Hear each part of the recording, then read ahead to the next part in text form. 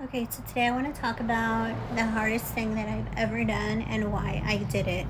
So, as you know, I've been attacked nearly all of my life. There was a time when I felt safe in my marriage before the abuse started, before I found out about the cheating. Um, but after that, it did get very chaotic, especially whenever I would leave. But even when I left and I got my own place and, we were good, I didn't want to tell my little girl that someone was stalking us, and I didn't know who it was. I didn't know where it was coming from, and you don't want to accuse anyone unless you're certain. And I couldn't see. It was just like fog. Like I knew it had to be my family, but why and who was part of it? Because like I left you in the dust. Like I know you took my grandma's inheritance. I don't care. Keep it. Just leave me the fuck alone. Um, but I couldn't. I don't talk to them. I don't see them. How would they? Anyway, but the attacks kept coming. Especially spiritual. So I decided, I kept getting nudges to go to Mexico, that there was a missing piece there. So I finally decided at the end of the 2025, I gave my notice at work and I went seeking answers. What was I missing? And I left my sweet girl with her, with her dad, who's really her stepdad, which, at the time we thought it was best not to tell her. But now that I know that he is in on the attack and was part of it along with my mother and the cult and his family, then I regret not telling her sooner. I regret listening to him saying like, oh no, she's my daughter, I don't care, blah blah blah, she doesn't need to know what we went through. At the time I thought that was best. She was little. But now that I see that they had sinister plans, I regret it. So by that time, I'm already over here. She's already over there. All I can do is pray until I can get myself out of the situation that they've put me in. For what? For money. I did go down and see my kids for the graduation because, to be honest, they are the reason that I did it. My kids are the reason that I never gave up. Like they're my world. They're my reason for living.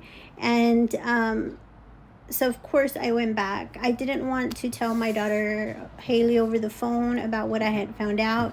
I wanted to tell her in person. So when I went to their graduation a couple of weeks ago, I waited till we were alone so that I could talk to her. So it was the morning. Nana's graduation was that day. I was waiting for Haley to wake up. I really, really wanted to talk to her before everyone got home. I wanted to find out what was going on, why in the downloads I was receiving. I saw her signing. No, I didn't know if it was her. I was either her or Molly, but one of them was signing my name, and I'm like they were forging my signature on something. And I have a journal where I write down everyone, like all the downloads that I get, who, the names that I see, and what they're doing. So I'm waiting for her to wake up, and she's not waking up. So I'm going to give her more time. I said, Haley, I'm going to leave the journal right here. When you wake up, take a look at this and then come talk to me. I want to talk to you about it. And I just waited. I was cleaning. I was doing laundry.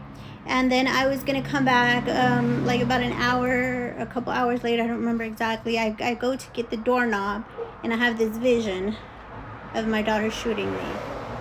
And I'm like, what the fuck? Like, my baby would never do that. My baby wouldn't. That's my baby. But just in case, I saw that there was a gun in the nightstand, and so just in case, I picked up the gun. I put it in a plastic bag. I didn't touch it, just in case. I don't know what that's connected to. So I threw it in the corner of the closet where there's like a mountain of clothes. I'm like, it'll be a while before they find it here. So finally, it was getting close to going to the graduation. So I was like, "Hey, Haley, wake up and come talk to me. I need to talk to you. I need to talk to you." And she got angry. I said, and if you tell someone that you love, I found out, your father, he's in on it. He's in on it. Like, if somebody loves you, if somebody cares for you, they're gonna be like, "What? How do you know?" Or like, I would freak, right? You would freak. And she's like, "Ugh, leave me alone. I'm sleeping, blah, blah, blah." I'm like, "Haley, this is serious. Just leave me alone. Like, you're crazy. You're going through psychosis." I'm like, Haley, this is serious, please. And she was like, I can't believe that you would think I would do that. I was like, well, you don't want to talk to me. You don't want to tell me. Tell me the truth. Like, what did you sign? What did, you know? And then she just storms away, goes to her father's room, closes the door. I hear her on the phone saying, it's not here. It's not here. Wow. So then her father comes home and he's like, where's my gun? I said, I put it away. And he's like, why? I said, so y'all wouldn't shoot me? And he's like, give me my gun. I said, I'll give you your gun when I'm far away from here. And they called the cops. The cops told me the same thing. And first the cop wanted me to go outside to the car. I said, no, he can come inside. He can come talk to me if he wants to. I'm not going out there. Because I also saw a vision of him putting me in the cop car and just driving me away. Like, what the fuck? I'm not doing that, bitch. So anyway, long story short, the cop told me I needed to get out of Texas. I said, no, I'm not done. I have to go to the Lockhart Police Department and report my documents stolen. They said I had to do that in person. He's like, no, you're going to get out of Texas, blah, blah, blah. Your family here. They let me go to the graduation, but they wouldn't let my baby girl, come with them to, like see me off. But that's fine. That's fine. I'm gonna get my justice in the end. And when Haley was dropping me off at the bus station, I laughed and I shook my head because I had seen the visions. I couldn't believe it. I didn't want to believe it. Not my baby. And then I realized, I said, how did they turn her against me? They didn't turn her against me. They were grooming her the entire time. I realized when her grandma was babysitting her, she was grooming her. My mother was grooming her. The cult was grooming her. They all knew about my trust fund and my inheritance and my destiny and what I was meant to do. They just decided that they were going to give it to Haley because they could control her, and they can't control me. I see right through their bullshit, and of course they're not going to be part of my life. So why the fuck would I share my wealth with you? No. Oh, but Haley, oh yeah, Haley was just perfect. She's just one of them. They groomed her, and I thought she was safe. I thought my husband's family was a good family. I was wrong, and that's just another thing that I have to forgive myself for. So now when she was the one that would say, Mommy, please go get help. Please don't come home. Dad's going to kill you. I'll take care of the kids. Just go be safe, please. She was just setting everything in play to say that I was an unfit parent, and she was more of a parent than I was.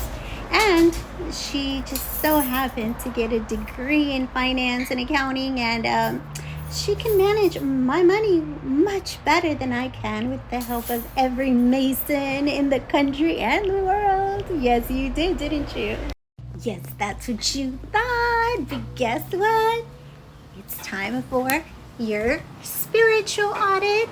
I hope you all are all ready, because we're going to get counts of every penny and make sure it's exactly in the hands where God meant it to be. That's right, the Aboriginals. And guess what we're gonna get? DNA proof. That's right. So you get ready, elite. I hope they call you an elite because of all the wonderful things you've done in the world. For God, of course, not for yourself.